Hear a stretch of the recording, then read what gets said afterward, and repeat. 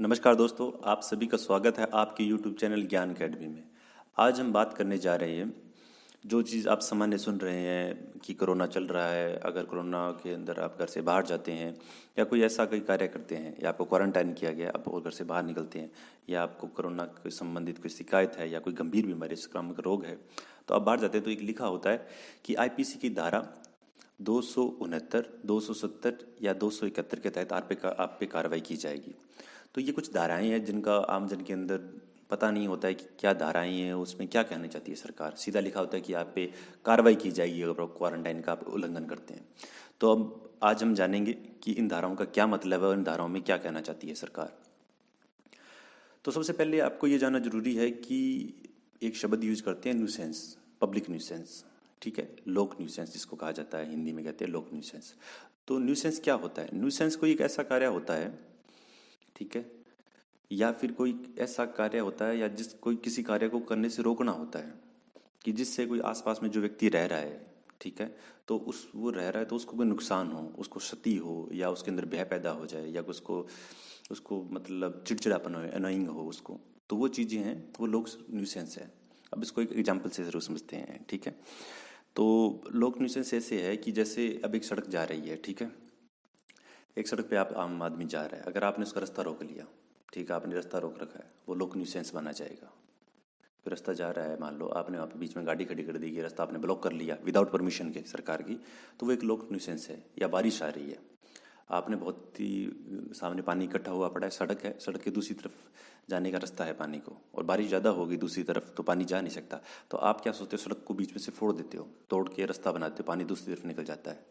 वो आपने कुछ सुविधा के लिए, भलाई के लिए किया कर, पर फिर भी वो लोक न्यूसेंस है और वो इस आधार पर माफ़ी योग्य नहीं होता है। तो बिल्कुल मैंने आसान शब्दों में आपको बताया कि लोक न्यूसेंस क्या होता है।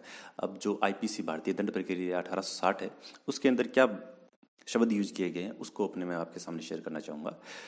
तो आईपीसी की धारा 268 में यह कहती है कि वह व्यक्ति लोक न्यूसेंस का दोषी है जो कोई ऐसा कार्य करता है या किसी ऐसे कार्य को अवैध लोप का दोषी है। अवैध लोप का दोषी मतलब वो जा रहा था, उसको और उसने जाने नहीं दिया, रास्ता रोक दिया, उसने जाने नहीं दिया। रास्ता है, उसको जाना चाहिए, सड़क पे है, जा सकता है, पर उसका रास्ता रोक दिया, तो वो चीज़ है जिससे लोग को, यानी आमजन है उसको या जनसाधारण को, जो आस पास में रहते हों या आस पड़ोस में आपके रह रहे हैं या आस पास की संपत्ति पर अधिभोग रखते हो। अधिभोग मतलब कि वो उस पर पोजेशन रखते हैं कि आपका मकान है तो आपकी वो संपत्ति है, आप उसे अधिभोग रखते हो।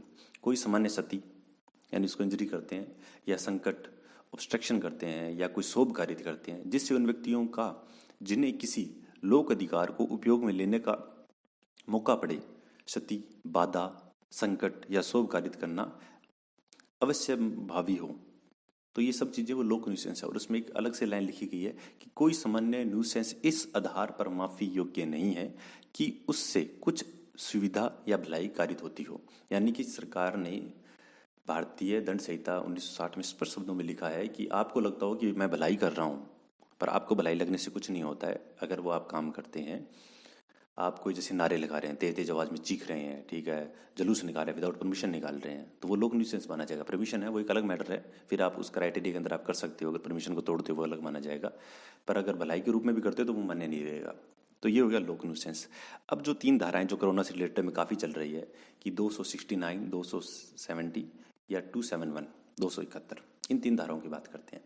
तो ये लो का स्टूडेंट होते हैं उनमें कई बार कन्फ्यूजन हो जाता है कि 270 और 269 है, एक जैसी लगती है, पर दोनों में फ़र्क है। 269, 69 में वो उपेक्षापूर्ण यानी नेग्लेक्ट करता है कि उसको किसी अनदेखा करते हैं, अनदेखापन आता है। और 270 में बात करता है द्वेषपूर्ण, यानी वो उसके अंदर मैलिस है, मेलिग्नेंट है, कि वो खुद मतलब द्वेषपूर्ण है उसके अंदर, कि उसके अंदर चाहता है कि वो दूसरों को नुकसान हो।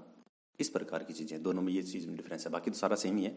अब 269 में कहते हैं कि उपेक्षापूर्ण कार्य जिससे जीवन के लिए संकटपूर्ण रोग का संक्रमण फैलना संभाव्य हो, यानी जो संक्रमण चल रहा है वो फैलना संभाव्य हो।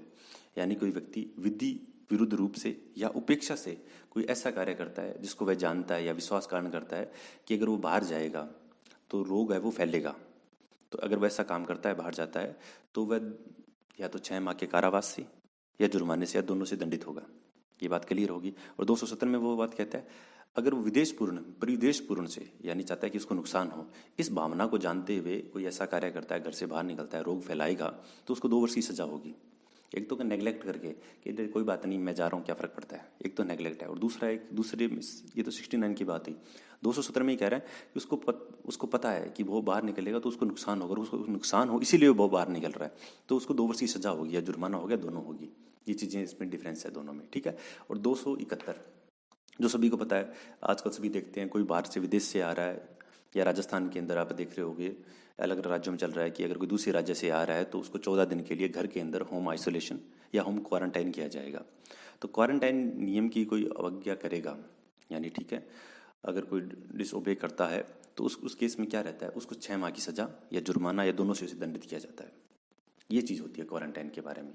तो कुछ लोग देते हैं कि घर के बाहर एक पोस्टर लगा दिया कि हाँ मैं तो बाहर से आया हूँ भी, जैसे वो दिल्ली से आया है, दिल्ली से वो जयपुर में आ गया, दूसरे राज्य से आया, सरकार ने नियम बना रखा है अगर कोई दूसरे राज्य में आएगा तो उसको क्वारंटाइन किया जाएगा।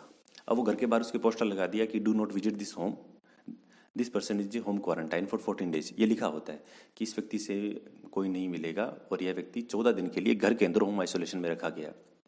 अब वो व्यक्ति बाहर निकलता है तो उस केस में क्या होगा, उसे 6 माह की सजा, जुर्माना या दोनों होगी अगर वो क्वारंटाइन की अवज्ञा करता है।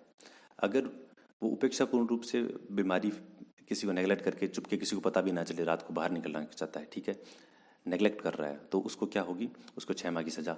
अगर वो जानते हुए कि ठीक है उसको नुकसान पहुंचाना चाहिए, मेरा पड़ोसी है उसको नुकसान पहुंचाना चाहिए, वो क्वारंटाइन किया हुआ है, वो बाहर निकलता है, उससे मिल के आता है, उसे गले लग के आता है, तो उसे 2 वर्ष की सज़ा होगी। तो ये कुछ छोटी छोटी धाराएं हैं जो हम सब सुनते हैं, पर उसमें कई बार कन्फ्यूजन हो जाता है कि सरकार क्या कहना चाहती है। तो दोस्तों, मैंने एक प्रयास किया है कि आपका ये कन्फ्यूजन है वो दूर हो जाए, और अगर फिर भी आपको लगता है कि कुछ इसमें सुधार करना चाहिए तो आप बताइए, अपने इसमें सुधार करेंगे। Okay, thank you.